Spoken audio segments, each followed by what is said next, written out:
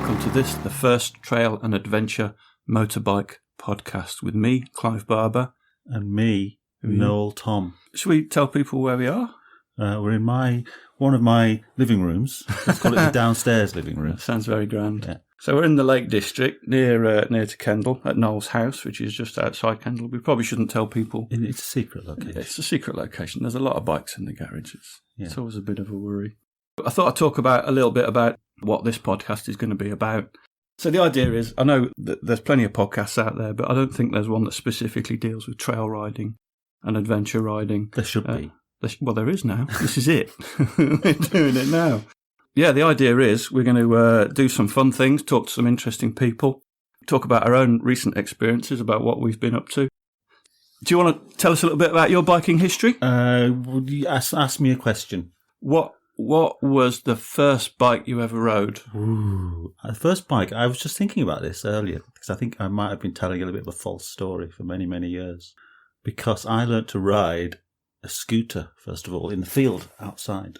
What's a scooter? Well, this was like a really old, probably 1960s Italian, what would be a Lambretta, probably.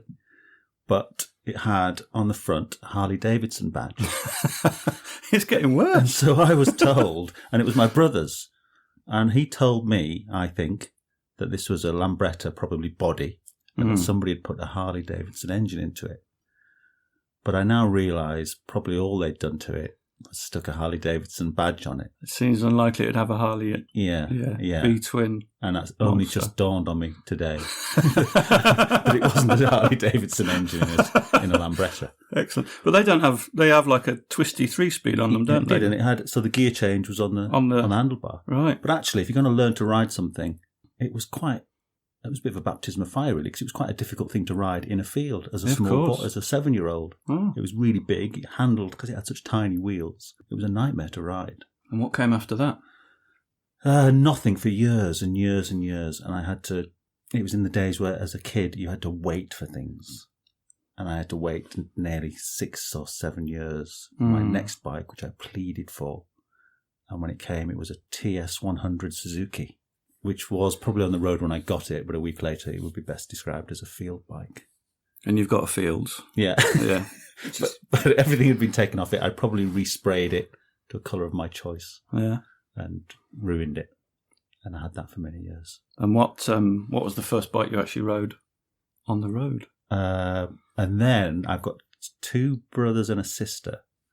And like all the clothes that were handed down to me, my first motorbike was handed down to me and had already been through 2 brothers and a sister. And that was a little Yamaha FS1E. I had an FS1E. Yeah. It was the first thing I rode on the road. Yeah, which again was a lovely bike when it came to me, but was soon resprayed. That's a theme. Matte black. Yeah. Interesting. It'd be worth a fortune now. Should have kept it. But you've got access to fields, and you also, back 40 years ago, you had access presumably to all these valleys and fell land here. That you knew the farmers and stuff. So did you used to go out riding on those as well? So then I had a big gap where then I got a car and sort of left motorbikes behind for a while. And then I was ill. I won't go into it. I don't want to hear about my No, I don't actually know.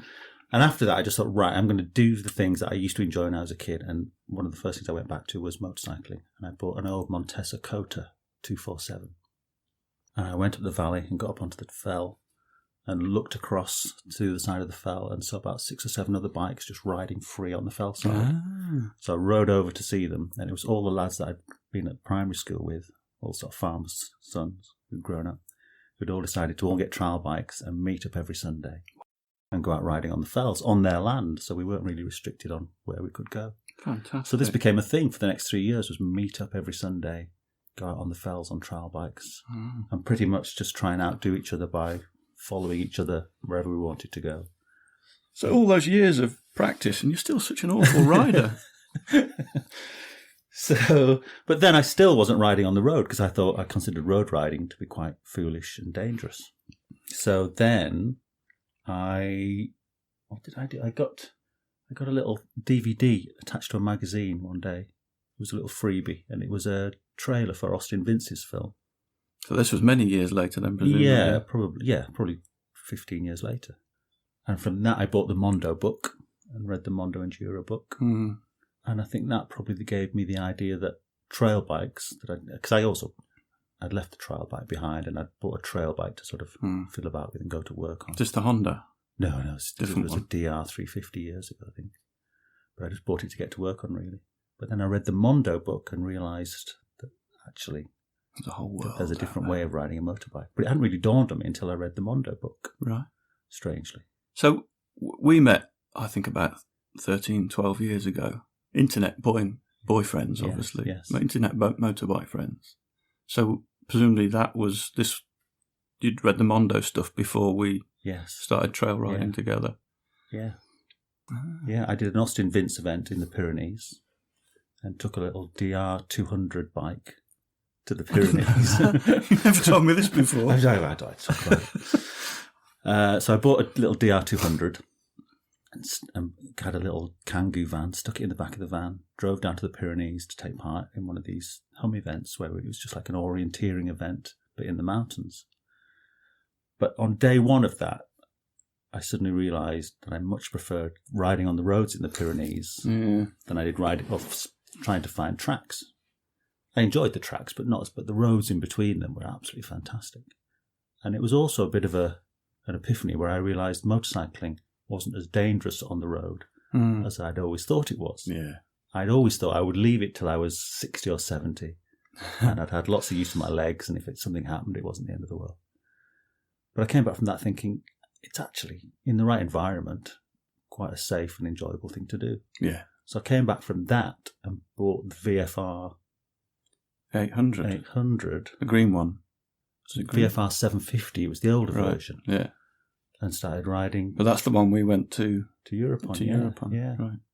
But it was just that first off-road event in the Pyrenees that made me think, actually, I think I'd rather start riding on roads a bit more. Yeah. So that would be... So that was what, 15 years ago or something? No, that's only about 2009. Oh, okay. Right. So we met around 2006 or something like that. No, well, just after that. Okay, right. Well, that sounds about right. Maybe I'd had my bike a little bit longer than... it'd be around 2010 probably when we went out for the first time. Because I still had that horrible little...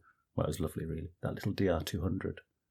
Because when I turned up and met you on all your super-duper KTMs... Shiny new KTMs. I was on my steel frame, steel tank. I don't remember that at all. DR200. I thought you were always on your big 600. No, and that came probably about a year later. Right. So what have you got in the garage now? So after that, I bought the XR650L, which I bought by accident. As you do. Because I was looking at XR400s and then realised they don't come with an electric start. And when I did a bit of Googling, I realised there was an XR with an electric start. Okay. But it was a 650. And I got straight onto eBay, and there was one for sale in Bolton. There was a stolen recovered bike. And that's the one that's my rescue bike. Right. So I've got that. Oh, it's a fluid situation, isn't it? I've got that. I've got the beautiful. Oh no. The beautiful VRX. Does it even qualify as a motorbike? It's like a awful sub Harley Davidson. Well, go on. You describe it, then I'll describe it. It's just a horrible Japanese copy of an American icon, if you like. And it's just like a really mild, grey, wishy-washy version. It doesn't even, I don't know, it doesn't even sound like a Harley, does it? God. Let alone look like one. Well, it's not trying to be a Harley. What is it then? What's the point in it? See, you struggle with it because you want to pigeonhole. You want to pigeonhole everything and everyone. I struggle with it because it's rubbish. Yeah, it looks terrible. It's a V-twin. Yeah. It sounds gorgeous. Or maybe I'm just jealous. It's got a lovely look to it. It rides like a proper old motorbike. And if I hadn't broken it yesterday... What have you done? Oh, I tried to adjust the steering on it and something snapped. Oh dear. So, that's somebody knocking at your door? No, I don't think so. I think it's a rat. Okay, that's all right. Let's not worry about that then. We are in the countryside after all. So sorry, go on. So yeah, I've got that. And I think it's a lovely thing, but if everyone hears this, the chances of that... You've lost all credibility with... No one's going to know what a VRX is because there's only a few of them around. They're all Googling it now. Yeah, but it's a lovely thing. VRX 400. Clive's right. Everyone will want one when they see it. It's only a 400 as well. Yeah, because it's made for Japanese people. So there's no power to it either. It's not all about power. It's really not. Fuel consumption. It's all about fuel consumption. So I got that because it fills a gap. It fills a genre for me. It's a nice old style without the issues of old bikes. Yeah. Yeah, it's a lovely old thing. It's not even old. It's not even lovely. So I got that. I've got a gentleman's motorcycle, which is an F800 ST. BMW. BMW. Which isn't a Honda. Belt-driven bike. If Honda made a belt-driven... Well, they probably do make a belt-driven bike. Probably. It's probably a Goldwing or something like that. So I wanted one of those. Got a gas trial bike, because it all began with a trial bike. And if I don't have a trial bike, it feels like something's missing. And if everything had to go, probably would just have to keep a trial bike. Because ultimately, I just always want to have a trial bike. And I've got a Honda XL. This could take some time, couldn't it? We're only about halfway through now. Go on. Honda XL 600. Please don't switch off yet. 1987 XL 600 LMF, I think it is. That isn't. I do like that one. Yeah. That is lovely. Classic. What year was it? 87. 87. Yeah. Okay. Beautiful thing. Yeah. And I think that's it. Marvellous. Yeah, that's definitely it. What sort of riding do you do now? I should say, what sort of riding do we do now? Because it's not often you go away without me, for example, is it? Well, we had a long run of European road trips, didn't we? Yeah. Which kind of, I don't want to say we did it to death, but we did it in consecutive years, didn't we, for sort of 4 or 5 years? 3, 4, 5, 4 years maybe. And we'll go back to it, but I think we just needed a break from it just because it had become a bit routine, hadn't it? Yeah. But I do that, and then I'm lucky enough... I never knew that motorcycling was about meeting the right people. Meeting the right people from a speed point of view, people that ride the same kind of speed as you, that was far more important than I thought it would be. Mm-hmm. But meeting people that just want to do the same kind of riding is quite tricky, isn't it? It is. And people, you have to trust the people you ride with as well, don't you? Yeah. So this recent bunch, this bad bunch that I've fallen in with, are great because very mild. I think we've got quite good ideas for what to do. Yeah, well, we think that. I think the younger people probably get a bit frustrated with us not going fast enough or for long enough. Yeah. But that's another story for another day. In fact, you can watch the film. So that's the main... I don't know, it's a mixture now. I like to have a mix. I don't like to do predominantly trail riding. I don't like to do predominantly road riding. So it's a mixture of the two is best, really. That works. Yeah. So what's your best ever biking moment? It feels like... Or best adventure. Or best trip. I went to Morocco with my girlfriend. And that felt very adventurous, I suppose. It was quite exciting because it was the first time she'd really ridden a motorbike. Because she pretty much just passed a test. She'd ridden to the test centre and back, but she hadn't done much more than that before she actually just got on a bike and rode across Spain and rode around Morocco. So that felt quite exciting. And I'd not really been to Africa or North Africa before. So I'd have to say that, really, just because it was, the furthest away from home, perhaps. Yeah, no, that's the same as me, I think. Yeah. I think Morocco, my first trip to Morocco was probably the best one. Different kind of trip, but probably the best. Yeah. But all the trips are different for different, the best trips for different reasons, really. Yeah, I agree. I've been in the other direction, and the Iceland trip was a great trip because... There's a film available for that too. Yeah. What's it called? F-Roads. F-Roads? Yeah. Is your name in the title as well, so people can search it on YouTube? Is it on YouTube? Yeah. F-Roads, Iceland, Noel Tom. Yeah. That might find it. Yeah. I could Google it, but let's not. My first bike actually was back in 1977, and I got a converted Honda CB125S. I think it was about mid-70s, I think about 1975. And I say that because I've actually got the same model. How old were you in 1975? 12. No, 10. I was 10 in 75. But it wasn't a new bike. It was an old one that got chopped and converted to go and do some schoolboy scrambling in Worley Wasps scrambling club. And you pleaded for this bike as a small boy? I was obsessed with motorbikes. My wall was literally covered in pictures from MCN, and my dad had bikes when he was younger, and he got a bike at about the same time. I think he bought his CB400F about the same time he got me the bike.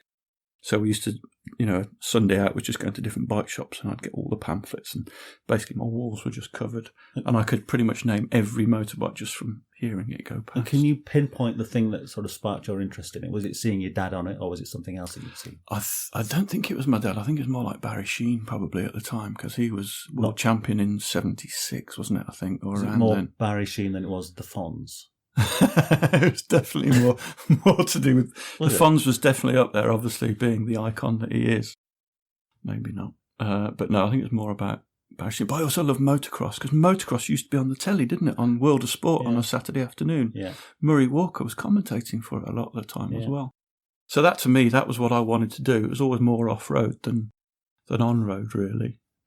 So yeah, I've got that. We had that bike, and I had that kept that for a year or so, and then I think I upgraded then to and it was a Honda CB125 made into a motocross bike. Well, basically, you just take everything breakable off and put some plastic mudguards on, and that was it. It was. And you did sort of compete on race that? Again, yeah. Well, I wasn't very competitive, but I used to. What were the other kids on? Were they on similar sort of things? Yeah. Really? So one of the nicest bikes, he had a longer swinging arm on it, so he had a bit more suspension on. Same bike again. See, this isn't happening now, is it? No, absolutely not. And it was basically just a cheap way into it then, really. And I think Worley Wasps, the scrambling club, they also raced. It was the road conversion class was amongst other bikes, but. You need to get the Worley Wasps back together.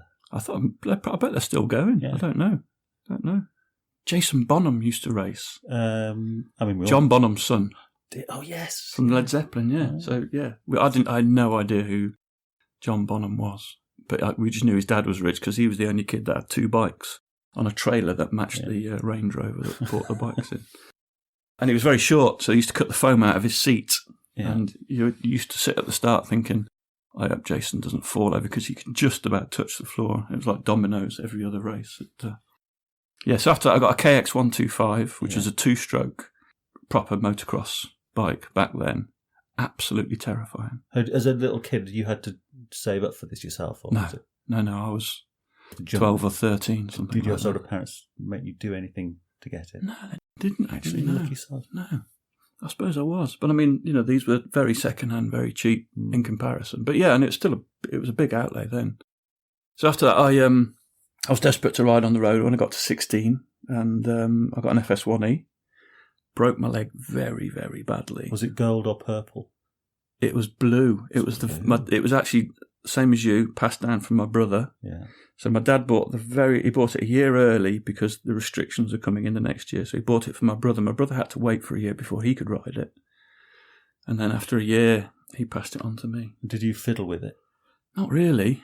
No, left it fairly standard. It was immaculate, and it stayed immaculate, even though I crashed it. So then, as a big long break, moved up to the Lake District after working in various... Whoa, that is a big long break. That is a long break from 16 to 40. Why did you leave it so long? I don't or know. In between, were you thinking, what was your thinking, that it was just too dangerous? Or it shook me, actually, because I was in hospital for 3 months, crutches for 6 months. What was the crash? I can't, it's too embarrassing. You hit an old lady? No, a parked car. You hit a parked car. I was 16, I was an idiot. Probably doing less than... You didn't see it coming? Who put that parked car there? No, I just wasn't looking where I was going, and I whacked... You into the back of it? Not quite. My leg did. So my leg just hit the back of the car and just snapped the two bones in half. Nearly lost my leg. Bizarre because I went to stand up straight after doing it, and obviously there's no foot to stand on, and the bone pierced the back of the skin. Oh, it was grim. Very, very grim. Very painful. And how long till the ambulance came? Was it you near people? Yeah, there was quite a few people there. It's quite a busy street in Coventry. And some little old guy came up with a handkerchief. I just said, get him away from me. I don't know what he was going to do. Put it over your face. Stuff it in my mouth to stop me from screaming. But fortunately, there was an off-duty copper there, and he kind of knew what to do. And he said, what do you want me to do? I just hold it to stop the bone from clicking. Oh, God. So that was the end of motorbikes in our family for a good while. But then after... And that was it. You hadn't even had a year. That was just you at 16. Yeah. You've been riding it for a year. No. I mean, that's the thing. I don't know what it was. I suppose there's plenty of confidence with riding and handling a bike. Just, limited common sense. Common sense, and just being. I've got teenage children now, and were you waving at a young lady? I was watching some cricket. I don't even like fucking cricket. Ridiculous.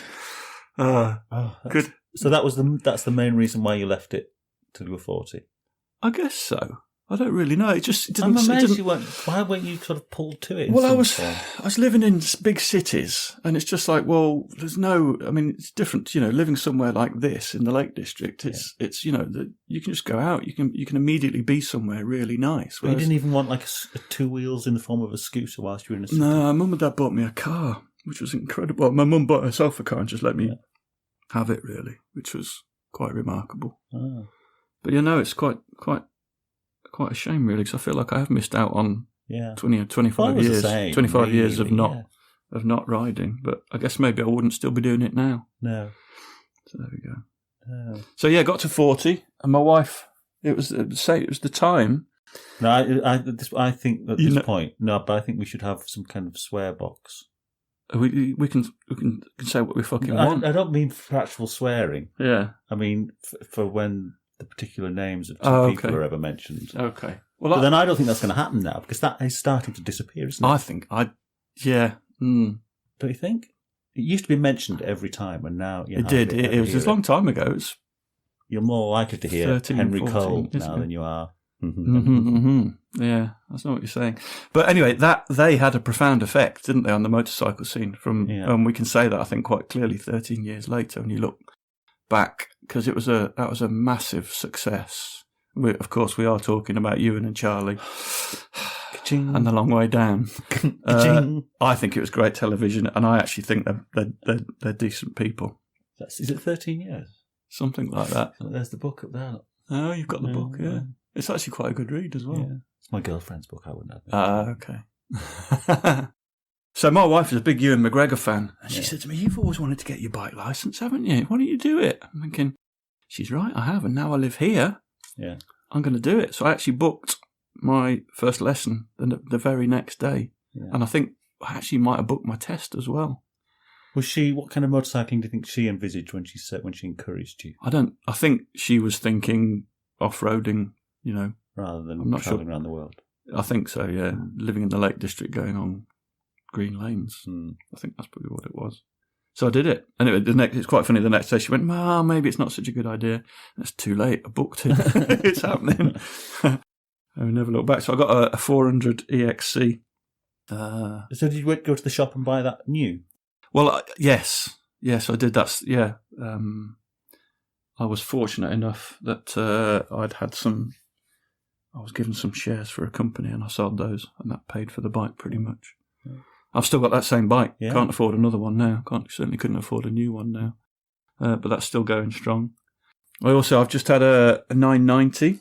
I had a 990 for about 5 years, which unfortunately I had to sell to pay for one of my kids to go to school in a different city. But you've missed out in the evolution of your biking CV. You've missed one bike out. There's a couple, I think. Is there? I had a Montesa Trials bike for a while, which was hardly ridden, and the CR250 M. Yeah. 75. This is recently, isn't it? This is after you bought the KTM. Yes, yeah. All these are since the KTM. Yeah. So the big 990, we did the European tours on. We've been up to Scotland and a few things like that. And I would have kept that bike forever. I absolutely loved it. But just finances meant I just had to sell it to... There's a bike you're not mentioning as if you're slightly ashamed of that bike. I can't think which one. Well, you bought a bike to really sort of try your hand at European touring. I did. How can I have forgotten about that? That was amazing. Yeah, CB500, the twin. Yeah. I had no idea what year it was. Yeah. I paid £1,000 for it because we'd been doing the trail riding, and I thought, well, we'll give the. It was a cheap way into European touring. Exactly. Yeah, I'll go and do a European tour, see if I like riding on the road, and I did, and then kept that, rode it for a year, and then bought the 990. You're right. Completely forgotten about that. Yeah. It's very easy to forget. I know. Well, I might have to buy another one now, the way finances are. We'll see. So what's in the garage now? I've got the 400 EXC still, and I've got the CB125, not the same one, but it's in bits, and it's been in bits for years, but I'm slowly going to put that back together. Everything else is gone. Yeah. This is your unfinished. This is kind of, isn't it? Is it a Buddhist thing where they say you should always have something slightly unfinished? I think it's more like having 3 children. Oh, is it? Which I don't think Buddhist priests tend to have children, do they? I could be wrong. Doesn't the Dalai Lama have an unfinished CV something in the Probably. garage? I think most people do. It's tragic, yeah. Mm. So, yeah, well, I mean, we ride a lot together. I think I enjoy trail riding more than I do road riding. Yeah. A bit different to you in that respect. Yeah, well, I think it's just trail riding in the UK, but that's a whole different episode, isn't it? My issue with UK trail riding. What is your issue with UK trail riding? No, you don't want to ask me that. I do, I just did. It's tricky, isn't it? It's not. I find it's quite hard to ride trail bikes in the UK. That's because you've got a great big Honda 600, 650 or whatever it is. It's too big and too unwieldy and too heavy. I noticed last time I came back from Spain a few weeks ago, and I came back into southern England, and I suddenly realised, I mean, there's a lot of land given over to agriculture in northern Spain, but you arrive back in England particularly, and it's just fences and hedges and walls, and every patch of land belongs to somebody, and somebody's quite keen to keep it as it is or feels ownership of it. And so you always feel like if you do turn down a track, you're on somebody's patch and somebody's not going to like it. So aside from just the constant gates, which are also a real pain, it's just, it doesn't seem, British culture, British landscape doesn't feel that conducive to it in lots of areas. And you head into the national parks where we live, Yes. and it's a constant battle to keep lanes open and to not annoy people, noise issues and all that. Well, then you speak to our Northumberland friends and they'll say that's not their experience at all because they've got lots of open, expansive moorland, haven't they? Yeah. Yeah. Anyway. I don't know. So why don't you just get a KTM? Well, because that would make things worse. But the silly thing is, you've got a KTM dealer a mile away. Yeah, that's no incentive to me. They sell Hondas now as well, though. Triple D, name check. Well, that's another part of I think trail riding's died because trail bikes have died. Although the CRF's come back, but I brought it back. Yeah, well, that's a whole episode in itself, isn't it? Yeah. Talking about bikes and which are the best bikes for trail riding and adventure riding, and it's an impossible subject, really. But I think it's one we should address in the future. Yeah. So what have you been up to recently? The last thing I did was buy the XL 600 in France and ride that back via the Spanish Pyrenees. That'll do. You know what you mean. They pronounce it Pyrenees. A bit like us, really. So I did that and took in a bit of the Trans-Euro Trail, and that was really the last thing I did. You loved that, though, didn't you? I did love that. You were amazing photographs. Yeah. And because we'd just done the northern Europe part of the TET, so we got a ferry across from Newcastle to Amsterdam. Yeah. We rode through Holland, Belgium, into France, a little bit of France, and then back into the UK, and then blatted a bit up the motorway and did a bit of the UK TET. Yeah, in the Peak District. And then home. Yeah. So we did a 9-week holiday, TET holiday, and then you went straight off and did the same thing again. 9 days. It felt like 9 weeks. You quite like riding on your own, though, don't you? I do like riding on my own. I don't know why. And it's funny because recently there's been some nasty injuries, hasn't there, with people riding by themselves. And then everyone will come out and say how dangerous it is and how responsible it is.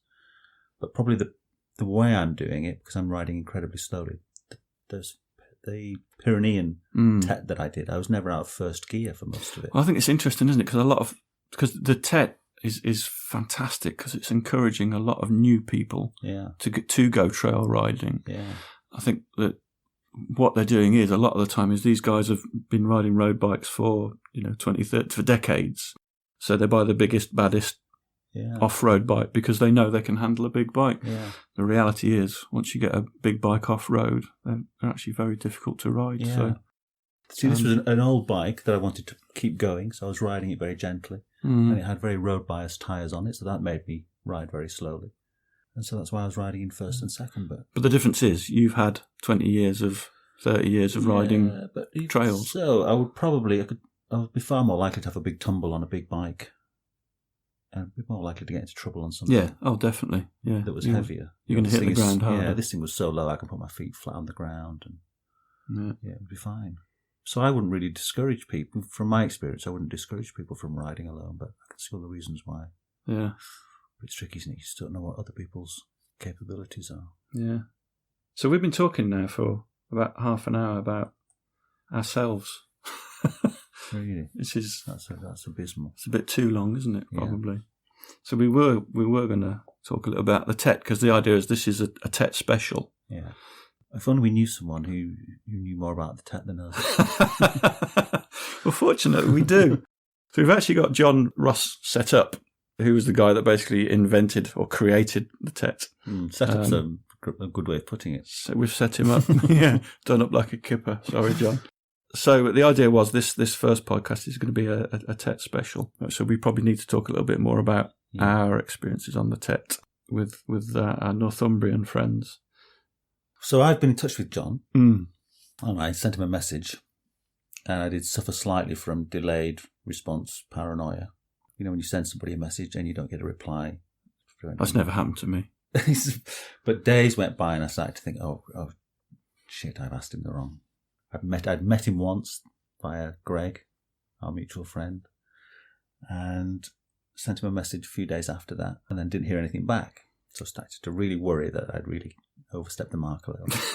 But I think John is slightly concerned that he wants the TET to be more about the TET and not about personality, about him. Yeah. So, but having said that, what he has achieved is quite remarkable. It's unbelievable. Yeah. And it's been a lot of work for him. It's taken him quite a long time to do it, but and he's completely downplaying that. He's not interested in making money out of it. So it's interesting to see who's behind it, isn't it? Oh, absolutely, and why he's doing it, and you know, how it's going. I think it's fascinating, really, and I think everybody would be interested to find out a little bit more about him and what it's all about. Yeah, and whether it's taken him by surprise or just how it's taken off. Because it really has taken off. Yeah, a whole genre of motorcycling that everybody thought was quite small. Yeah, well, it's all these people now with the big GSs have actually got somewhere to go and ride them off-road now.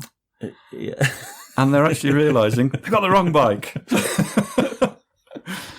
Yeah. Yeah, we don't know what the right bike is, but we know what the wrong bike is. We don't know what the right bike is. The right bike is the one you've got in the garage, isn't it, really? Yeah, but not that one. And I was thinking about it on the way over. There is no one bike solution to any of these issues, are there? I mean, you know, the 690 or the Husky 701 is the closest you're going to get, I think, to a bike that you can tour on, you can trail ride on. But even that, it's a single. Yeah. It's got its limitations from, you know. It's proven over and over, isn't it, that any bike will do, pretty much. Yeah, I think that's the key thing, isn't it? But I think certainly a smaller, lighter trail bike makes it easier off-road. Yeah. And it makes it a lot more fun as well. Yeah. That'd always be my recommendation. Yeah. Just buy more bikes.